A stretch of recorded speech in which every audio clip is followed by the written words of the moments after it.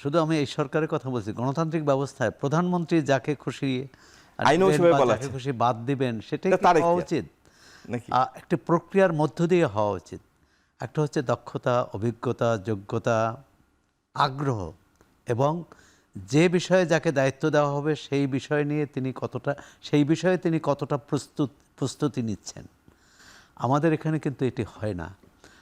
এটা অন্তত স্বাধীনতার পর বলতে পারি যতগুলো মন্ত্রিসভা গঠিত হয়েছে, অনেকগুলো তো নাটকীয়ভাবে, যেমন সামরিক শাসনের আমলে বা আমলাদের নিয়ে অথবা সাবেক সামরিক কর্মকর্তা অথবা সামরিক, কিন্তু রাজনৈতিক সরকারে যতগুলো মন্ত্রিসভা হয়েছে, ধরেন এই যে যাদের মন্ত্রী করা হয়েছে অতীতে বা এখনও, তারা ওই নির্দিষ্ট বিষয়ে যাকে যে মন্ত্রী করা হয়েছে নির্দিষ্ট বিষয়ে তিনি পড়াশোনা কতটা করেছেন, তার আগ্রহ কতটা জানার, কতটা গবেষণা করেছেন বা গবেষণা দেখেছেন। আর আমার মনে হয় এই প্রশ্নগুলো বোধহয় উচ্চারিত হওয়া উচিত। না, এই প্রশ্নগুলো সামনে আসা উচিত প্রধানমন্ত্রীর সামনে। মন্ত্রিসভা যখন গঠিত হলো, এক ধরনের কেন চাপানোতর ছিল দলের ভেতর এবং দলের বাইরেও, যে মন্ত্রিসভা যথেষ্ট নয়, যথেষ্ট দক্ষ নয়, এরকম একটা কথা ছিল। এখন তাহলে কি করতে হবে? তাদের কাজ দিয়ে দক্ষতা প্রমাণ করতে হবে, অথবা যেটি পাভেল ভাই বললেন, অথবা দক্ষতা প্রমাণ করতে না পারলে বাদ পড়তে হবে।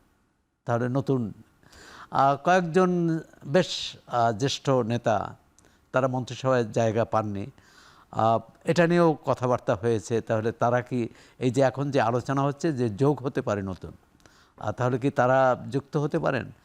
এমনকি পাভেল ভাইয়ের নামও তো সামাজিক যোগাযোগ মাধ্যমে দেখছি যে তিনি টেকনোক্রেট কোটায়। টেকনোক্রেট কোটায় তো আছেন এখনও। আরেকটি হচ্ছে যে বেশিরভাগ মন্ত্রণালয়ে এক ধরনের গয়রহ করা হয়েছে, মন্ত্রী থাকবে, একজন প্রতিমন্ত্রী থাকবে। আবার কোনো তিনজন আছে মন্ত্রণালয়ে, আবার কোনো মন্ত্রণালয়ে উপদেষ্টাও আছেন, বিশেষ সহকারীও আছেন। আবার দেখা যাচ্ছে যে একটা বড় মন্ত্রণালয়, বড় হয়তো 2-3টা মন্ত্রণালয় হতে পারতো, কিন্তু একজনকে দায়িত্ব দেওয়া হয়েছে। আমার মনে হয় যে এটা একটা, এই বাজেট অধিবেশনের আগেই, বাজেট অধিবেশনের পর এটা রদবদল হলে সেটি সুফল দেবে না। বরং বাজেট অধিবেশনের আগেই প্রধানমন্ত্রী নিশ্চয়ই, এবং তার নিশ্চয়ই পরামর্শক আছেন, উপদেষ্টা আছেন, যে একটা আত্মমূল্যায়ন করা উচিত যে মন্ত্রিসভা কি কতটা তার দক্ষতা দেখাতে পারছে, পারফরমেন্স করছেন, তার ভিত্তিতে। আবার ধরুন এই যে আমি বলি সংস্কৃতি মন্ত্রণালয় বা ধরেন পার্বত্য চট্টগ্রাম মন্ত্রণালয়, খুবই ছোট মন্ত্রণালয়, সেখানে কি একাধিক মন্ত্রীর প্রয়োজন আছে?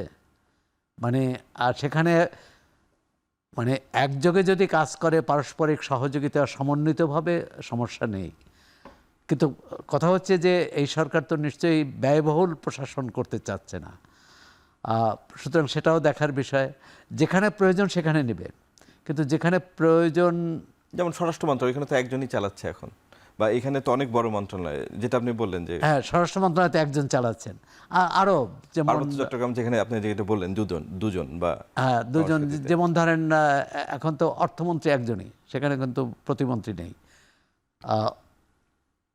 পরিকল্পনায় আছে, তাই তো? এটার একটা ভারসাম্য আসা দরকার, বা একটা কি বলে, একটা মূল্যায়ন প্রয়োজন আছে। কারণ রাজনৈতিক পরিসরে এবং বিএনপি ক্ষমতাসীন দলের ভেতরেই কিন্তু এই আলোচনাটা আছে যে যাকে যে দায়িত্ব দেওয়া হয়েছে তিনি সেই দায়িত্বের উপযোগী কিনা। আচ্ছা, রবীন্দ্রনাথের ভাষায় তোমার পতাকা যারে দাও তারে বহিবারে দাও শকতি না। ধন্যবাদ সালাম হাসান। ডক্টর পাভেল, আপনি এই বিষয়ে কিছু বলবেন কিনা? যে আপনার নামও তো গণমাধ্যমে আসছে টেকনোক্রেট কোটায়, এ বিষয়ে আপনার কোনো মন্তব্য করার আছে? দেখুন, যেটা সৌরভ ভাই বলছিলেন, যে সেটা হচ্ছে, দেখেন সরকার তো একটা সামগ্রিকভাবে একটা টিম, তো তাই না? টিমের নেতা হচ্ছেন মাননীয় প্রধানমন্ত্রী, এবং দিন শেষে তাকে কিন্তু জবাবদিহিতার মূল জায়গাতে, নেতৃত্বের মূল জায়গাতে কিন্তু 5 বছর পর যখন আরেকটা নির্বাচন আসবে তখন তাকে কিন্তু হিসেব নিকেশগুলো দিতে হবে। তো ফলে প্রত্যেকটা বছর কিন্তু বলতে পারেন যে 5টা-10টা সেমিস্টারে বিভক্ত আর কি। তো ওই সেমিস্টার ওয়াইজ পরীক্ষার মতন করে হতে পারে যে প্র্যাকটিক্যালি আপনি কতটুকু পারফর্ম করবেন, অথবা টার্ম হতে পারে, সেই টার্মটা 4 মাসের মেয়াদে একটা টার্ম কিংবা 3 মাস মেয়াদে একটা টার্ম, সেই ভিত্তিতে মূল্যায়ন করবেন। এবং প্রধানমন্ত্রী খুব ক্যালকুলেটিভ মানুষ, উনি কিন্তু ঠিক যে কোনো জিনিসের আপাত দৃষ্টির বিবেচনাটা কখনোই করেন না। তিনি হয়তো তার স্কোরিংয়ের ভেতর থেকে এটা দেখবেন যে তার ম্যানিফেস্টোতে যে কথাগুলো অঙ্গীকার সে মন্ত্রণালয় ভিত্তিক যেটা দেওয়া হয়েছে, সেখানে একজন মন্ত্রীর প্রথম 3 মাস বা 6 মাসে কতটুকু পারফর্ম করলে ধরা যাবে যে উনি ঠিক তার ট্র্যাক রেকর্ডে ঠিক মতন করে পারফরমেন্সটা করছেন কিনা, সেই হিসাবটা তার কাছে আছে।